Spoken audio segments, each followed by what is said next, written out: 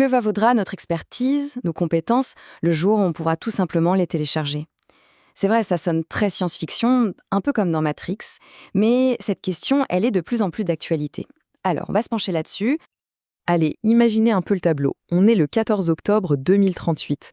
On survole l'océan Atlantique, tout est calme, un vol de routine quoi. Et là, d'un coup, tout bascule. Ça tremble de partout. Une odeur étrange d'ozone remplit la cabine. Les alarmes se mettent à hurler. Et le pire, dans le cockpit, plus personne ne répond. Les pilotes sont inconscients. C'est la chute libre. L'avion pique droit vers l'océan. Autour, c'est la panique, évidemment. Mais au siège 7D, il y a cette passagère qui, elle, reste incroyablement calme. Son regard est déterminé. Elle active sa communication et là, elle prononce la phrase que tout le monde connaît. Tank, j'ai besoin de savoir piloter un Boeing 737 maintenant. Franchement, c'est le rêve ultime, non? Acquérir une compétence comme ça, en un claquement de doigts. La réponse fuse, téléchargement en cours. Et là, en quelques secondes à peine, son cerveau est inondé de données. Toutes les checklists, les procédures, les commandes de vol. Pensez-y, des milliers d'heures de formation, paf, injectées direct. Elle se lève, s'installe aux commandes et sauve 215 personnes. Incroyable! Bon, allez, on revient sur Terre. C'est une intro géniale, c'est clair, mais ça reste de la science-fiction, pour l'instant. La vraie question, c'est où en est-on, nous, aujourd'hui? C'est le moment de démêler la fiction de ce que la science peut vraiment faire. Alors jusqu'à maintenant, la valeur d'une compétence, ça reposait sur 3 grands piliers. D'abord, la rareté. Tout le monde ne sait pas piloter en avion, c'est un fait. Ensuite, le temps que ça prend pour apprendre. On parle d'années et d'années d'entraînement. Et enfin, la responsabilité. C'est la capacité à prendre la bonne décision quand tout va mal. Et bien sûr, un téléchargement instantané, ça fait voler en éclats ces 3 piliers d'un coup. Parce que dans la vraie vie, la neurotechnologie, eh bien, ça avance beaucoup, beaucoup plus lentement. On a fait des progrès, c'est sûr, mais on est loin, très loin du compte. Prenez le programme de la DARPA. Il aide à mieux mémoriser, oui, mais il ne crée pas de nouvelles compétences. La stimulation transcrânienne, ça peut donner un petit boost cognitif, mais ça ne va pas vous transformer en expert.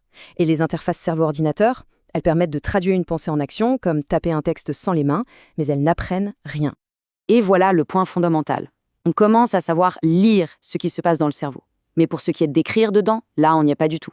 Une compétence, ce n'est pas juste un fichier qu'on télécharge. C'est une accumulation d'expériences, d'erreurs, d'émotions, de réflexes. C'est du vécu. Ça ne se copie-colle pas, tout simplement. Alors, est-ce qu'on doit jeter l'éponge, oublier ce rêve de compétences instantanées? Eh bien, pas si vite. Parce que le rêve n'est pas mort, pas du tout. Il est juste en train de prendre une forme complètement différente de ce qu'on imaginait. C'est là que tout bascule dans notre analyse. En fait, il y a 2 chemins possibles pour arriver à cette compétence instantanée. Le premier, le téléchargement direct dans le cerveau. Ça, c'est encore très loin. Mais le deuxième chemin, lui, il est juste sous nos yeux. C'est celui des agents d'intelligence artificielle et des robots. La compétence, en dehors du cerveau? Le truc, c'est que pendant qu'on galère à essayer d'injecter des compétences dans nos cerveaux, on est devenu hyper fort pour les télécharger dans des machines. On a déjà des IA qui font le boulot de recruteurs ou d'analystes de contrats. On a des robots humanoïdes comme Digit ou Figure qui bossent dans des entrepôts ou des usines BMW. Et tenez-vous bien, on a même un robot, Pibot, qui a réussi à poser un avion dans un simulateur. Le téléchargement de compétences, en fait, ça existe déjà. C'est juste que ça ne se passe pas dans nos têtes. Et bien sûr, ce transfert de compétences vers les machines, ça a d'énormes conséquences. Surtout sur l'économie. Posez-vous la question. Que se passe-t-il quand une expertise, qui valait de l'or, devient un simple logiciel qu'on peut copier à l'infini? On retourne dans Matrix. Quand Neo dit son fameux « je connais le kung-fu », c'est un moment de pur émerveillement. Mais derrière ça, il y a une révolution économique. D'un seul coup, l'effort, le temps, les années de pratique, tout ça disparaît de l'équation. C'est une loi économique de base. Quand quelque chose n'est plus rare, sa valeur s'effondre. Si demain n'importe qui peut piloter un avion avec un logiciel, être pilote, ça ne vaudra plus rien, ou presque. La compétence devient une commodité, comme le blé ou le pétrole. Un produit de base. Et attention, on ne parle pas d'un futur lointain. Regardez ce chiffre, 46%. C'est le pourcentage de dirigeants qui, d'après une étude du groupe Adecco, disent avoir déjà licencié du personnel à cause de l'IA. 46%. C'est énorme. Cette transformation des compétences en commodité, elle est déjà là. Alors, est-ce que ça veut dire que c'est la fin du jeu pour nous? Pas forcément. Parce que la valeur humaine, elle ne disparaît pas comme par magie. Elle se déplace. Elle passe du savoir-faire, qu'on peut automatiser, au savoir réagir, qui lui reste très humain. La vraie expertise, elle se voit quand le système plante, quand il faut improviser, quand rien ne se passe comme prévu.